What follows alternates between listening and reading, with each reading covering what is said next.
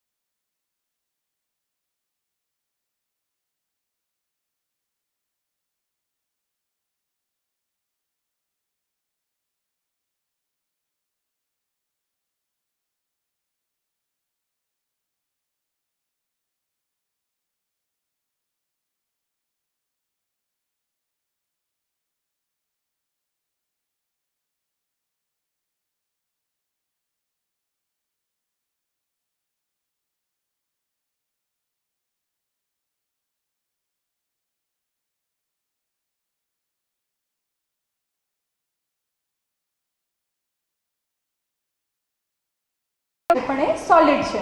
તો જે liquid oils છે તેને મોનોઅનસેચ્યુરેટેડ ફેટી એસિડ્સ કહેવાય છે. જેમ કે ઓલિવ ઓઇલ છે, સિંગ તેલ છે, પછી સેફ્લાવર ઓઇલ છે, મકાઈનું તેલ છે, આ બધા જે તેલો છે તેમાં મોનોઅનસેચ્યુરેટેડ ફેટી એસિડ્સ છે. અને જે ત્રીજા પ્રકારનું છે તે પોલીઅનસેચ્યુરેટેડ ફેટ્સ છે. એ જે વેજીટેબલ્સ છે એ બધા વેજીટેબલના ઓઇલમાંથી બનેલું છે. એ સૌથી હેલ્ધી ઓઇલ છે પોલીઅનસેચ્યુરેટેડ ફેટી એસિડ્સ. એ આપણા શરીરમાં કોલેસ્ટ્રોલ પણ ઘટાડે છે અગર આપણે સરખા પ્રમાણમાં લઈએ, અને આપણું ઇન્સ્યુલિનના લેવલ્સ પણ ઇમ્પ્રૂવ કરે છે. અને જે ચોથું ફેટ છે જે સૌથી હાનિકારક છે જે છે ટ્રાન્સ ફેટી એસિડ. હવે તમે પૂછો આ ટ્રાન્સ ફેટી એસિડ શું છે? જે આપણે એ છે ને લિક્વિડ છે, પણ આપણે એને છે ને આપણા ખાવાના મેથડ્સ એવા છે ને કે આપણે એને સોલિડ કરી દઈએ છીએ, અને એ આપણા શરીરને વધારે હાનિ કરે છે અને આપણા શરીરમાં જઈને નળીઓને બ્લોક કરે છે. તે ટ્રાન્સ ફેટી એસિડ છે. એ શેમાંથી મળે છે? સૌથી વધારે બેકરી ફૂડ્સમાંથી મળે છે.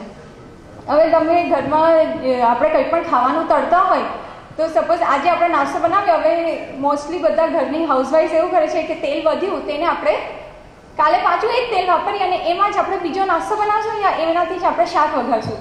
તો વારંવાર એનું એ તેલ વાપરવાથી તમે તમારી શરીરને જ હાનિકારક કરો છો.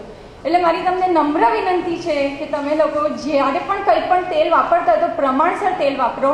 વધી જાય તેલ અને પછી એ વારંવાર તમે વાપરો એ તમારા શરીરને બહુ હાનિકારક છે. એ ટ્રાન્સ ફેટી એસિડ્સ છે. નેક્સ્ટ, હવે આપણે હરેક ડિઝીઝની વાત કરીએ. પહેલાં આપણે હાર્ટ ડિઝીઝમાં આપણે કઈ રીતે ખોરાકનું ધ્યાન રાખવું જોઈએ. નેક્સ્ટ, આપણે જ્યારે આપણો હાર્ટ ડિઝીઝ આપણે કેવી રીતે ખબર પડે છે? જ્યારે આપણે આપણા રિપોર્ટ્સ કઢાવીએ છીએ ત્યારે આપણું કોલેસ્ટ્રોલ વધારે આવે છે.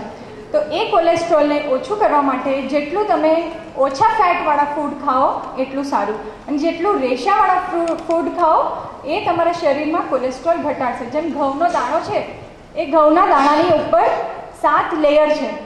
એ 7 લેયરને ભેગું કરીને જે બને છે એને ઓટ્સ કહીએ છીએ આપણે. હવે તમે માર્કેટમાં બધા જોયા હશે, પ્રોડક્ટ્સ મળે છે, ઓટ્સ છે, પછી બાર્લીના મળે છે. એ બધાની અંદર એ કેમ આપણા માટે ન્યુટ્રિયન્ટ રીચ છે? કારણ કે એની અંદર રેસા છે. એ આપણી જે કોલેસ્ટ્રોલ જે આપણા શરીરમાં ભેગું થાય છે એને બર્ન કરવામાં હેલ્પ કરે છે. એટલે જેટલું તમે જ્યારે પણ તમારા કોલેસ્ટ્રોલ લેવલ્સ વધારે હોય તો તમે ફાઇબરનો ઇન્ટેક, એ રેશાને ઇંગ્લિશમાં ફાઇબર કહેવાય છે, જેટલું તમે ફાઇબર લેશો એટલું તમારા શરીર માટે સારું છે. એવી જ રીતે ફ્રૂટ્સ, આપણે ઘણા લોકોને આદત છે કે ફ્રૂટ્સને છે ને સ્કિન કાઢી નાખે છે અને પછી ખાય છે. ઇવન ઓરેન્જીસમાં ઉપર પણ સ્કિન છે, એ પણ કાઢીને પછી ખાય છે. તો જે બધું મેઇન જે તત્વ છે જે તમારા શરીરને જરૂર છે એ જ તમે બહાર ડસ્ટબિનમાં ફેંકી દો છો. એનો કોઈ મતલબ નથી. એટલે જેટલું તમે રેશાવાળું ખાવાનું ખાશો તે તમારા શરીર માટે સારું છે.